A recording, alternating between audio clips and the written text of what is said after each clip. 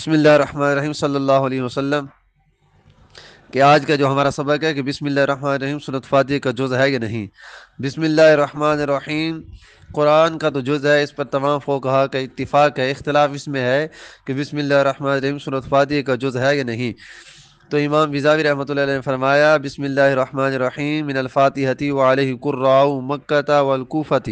اب میں یہاں لفظی ترجمہ کروں گا تاکہ طلباء کے لیے آسانی پیدا ہو جائے۔ بسم اللہ الرحمن الرحیم من الفاتحۃ سورۃ فاتحہ میں سے ہے، وعلیہ اور اس پر قراء مکہ والکوفۃ، اس پر قراء یعنی مکہ کے قراء اور کوفہ کے جو قراء حضرات ہیں وہ، اور فقہا ہما ان دونوں کے فقہا ہما ضمیر مکہ اور کوفہ کی طرف لوٹ رہے ہیں، یعنی مکہ اور کوفہ کے فقہا، ان دونوں کے فقہا،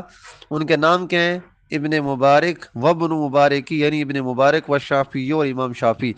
ان تمام کا اس بات پر اتفاق ہے کہ بسم اللہ الرحمن الرحیم سورۃ فاتحہ کا جز ہے۔ وخالفہم، ان کی مخالفت کی قراء المدینہ والبصرۃ والشامی، قراء المدینہ مدینہ کے جو قراء حضرات، بصرہ کے قراء حضرات اور شام کے قراء حضرات نے ان کی مخالفت کی کہ بسم اللہ الرحمن الرحیم سورۃ فاتحہ کا جز نہیں ہے۔ وہ فقہا ہما اور ان کے فقہا، مدینہ بصرہ شام کے جو فقہا ہیں نا، ان کے فقہا نے جو ہے مخالفت کی، وہ کون کون ہیں؟ والمالک کن، امام مالک، اوزاعی اور امام اوزائی۔ آگے امام بیضاوی رحمۃ اللہ فرماتے ہیں وَلَمْ يَنُصَّ ابو حنیفۃ فیہ بشیء، کہ نہیں ہے کوئی نص، لم یا نص اور نہیں ہے کوئی نص، ابو حنیفۃ امام اعظم ابو حنیفہ کی، امام ابو حنیفہ کے بارے میں، فی بشیء اس شے میں، کہ امام اعظم ابو حنیفہ کے بارے میں کوئی ایسی نص وارد نہیں ہوئی، کوئی ایسے مطلب ہے کہ ان کا کوئی کلام ایسا واضح نہیں ہے کہ جس سے یہ پتہ چلے کہ امام اعظم حنیفہ کے نزدیک بسم اللہ الرحمن الرحیم سورۃ فاتحہ کا جز ہے یا نہیں۔ فظنّا، بس گمان کیا گیا، انہا بے شک، لیست من السورۃ، کہ نہیں ہے سورت میں سے بسم اللہ، ان ان کے نزدیک، یعنی بسم اللہ الرحمن الرحیم سورۃ فاتحہ کا جز نہیں ہے ان کے نزدیک، یہ گمان کیا گیا ہے۔ اور اس پر ایک یہ دلیل بھی ہے کہ امام اعظم حنیفہ کے نزدیک نماز میں جہرن یا خفی طور پر بسم اللہ الرحمن الرحیم سورۃ فاتحہ کے ساتھ پڑھنے کی تصریح نہیں ہے، وہ ان کا یہ مسلک نہیں ہے کہ بسم اللہ الرحمن الرحیم سورۃ فاتحہ کے ساتھ جہرن یا خفی طور پر پڑھا جائے نماز میں۔ وسئلہ، سوال کیا گیا محمد بن حسن شبانی سے، سئلہ محمد بن حسن الشبانی انہا، سوال کیا گیا محمد بن حسن شبانی سے انہا اس کے بارے میں کہ حضرت آپ بتائیے کہ بسم اللہ الرحمن الرحیم سورۃ فاتحہ کا جز ہے کہ نہیں۔ فقال ما بین الدفعتین کلام اللہ، انہوں نے کہا کہ جو دو گتوں کے درمیان ہے وہ کلام اللہ ہے، جسے پتہ چلتا ہے کہ بسم اللہ الرحمن الرحیم ان کے نزدیک بھی سورۃ فاتحہ کا جز ہے، امام محمد بن حسن شبانی کے نزدیک۔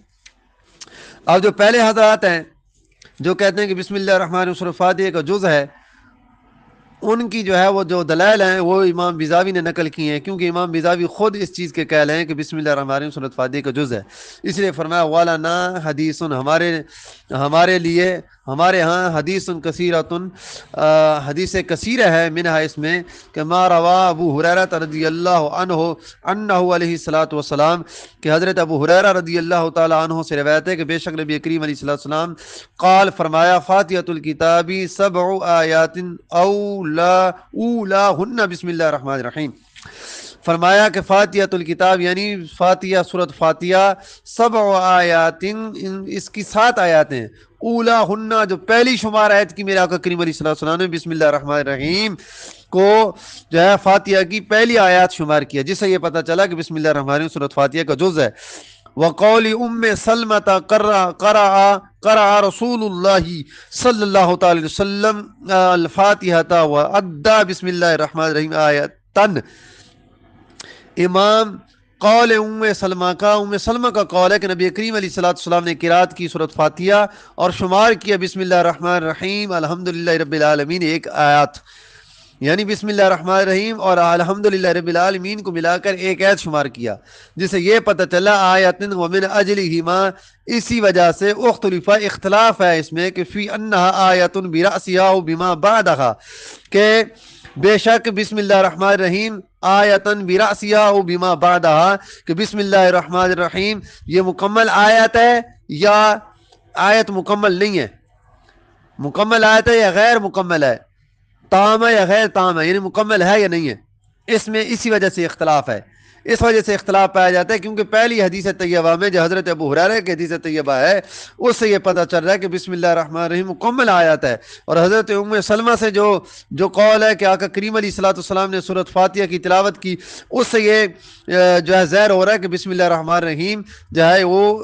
آدھی آیات ہے، پوری آیات نہیں. تو ان دونوں دوسرے میں حدیثوں میں تضاد آ گیا، اسی وجہ سے اس بارے میں بھی اختلاف ہے کہ بسم اللہ الرحمن الرحیم مکمل آیات ہے یا جو ہے آدھی آیات ہے. والاجماع على ان ما بین الدفتین کلام اللہ، اور اجماع ہے اس بات پر بے شک کہ ما بین الدفتین جو دو گتوں کے درمیان ہے کلام اللہ، وہ اللہ کا کلام ہے.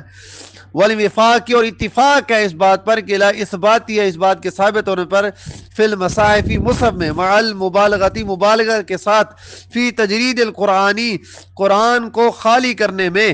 حتیٰ یہاں تک لم یکتب نہیں لکھا آمین، یعنی اتنا مبالغہ کیا گیا، اتنا مبالغہ کیا گیا کہ بسم اللہ الرحمن الرحیم بھی آمین بھی قرآن میں نہیں لکھا کہ غیر قرآن اور قرآن جو ہے غیر قرآن کے ساتھ شامل نہ ہو جائے، یعنی غیر قرآن جو ہے قرآن میں شامل نہ ہو جائے. اتنا مبالغہ کیا، اتنا انتظام کیا قرآن کو غیر قرآن سے جدا رکھنے کے لیے کہ آمین بھی قرآن میں نہیں رکھا. تو جو دو گتوں کے درمیان وہ قرآن ہے، تو امام شیبانی کے اس قول سے بھی جو ہے وہ پتہ چلا، وہ یہ عقلی دلیل بھی ہے کہ بسم اللہ الرحمن الرحیم سورۃ فاتحہ کا جز ہے. اگر یہ جز نہ ہوتا تو جس طرح آمین جو ہے وہ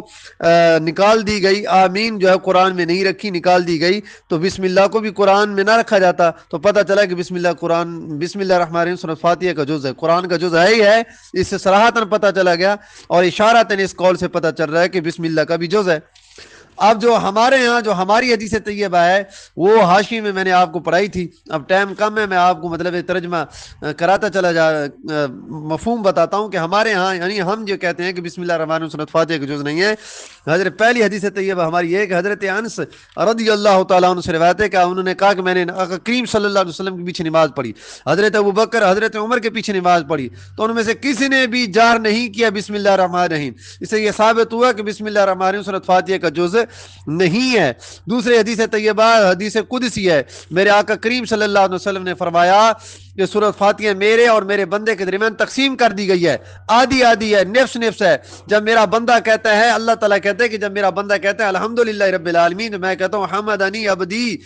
جب میرا بندہ کہتا ہے کہ الرحمن الرحیم، تو میں کہتا ہوں اسنا علی عبدہ. اس حدیث سے معلوم ہوا کہ سورۃ فاتحہ کا آغاز الحمدللہ سے ہے. اگر بسم اللہ سے ہوتا تو فاتحہ کا جز ہوتا، تو ابتداءً اللہ تعالیٰ یہ فرماتے کہ بسم اللہ. جب میرا بندہ کہتا ہے تو پھر میں یہ کہتا ہوں، تو پتہ یہ چلا کہ بسم اللہ الرحمن الرحیم سورۃ فاتحہ کا جز نہیں ہے. حضرت عبداللہ بن مغفل سے حدیث پاک ہے کہ مجھے میرے باپ نے نماز پڑھتے ہوئے دیکھا اور میں نماز میں سورۃ فاتحہ کے ساتھ بسم اللہ کو جہر قرات کی، تو میرے باپ نے کہا اسلام میں جدت پیدا کرنے سے بچو،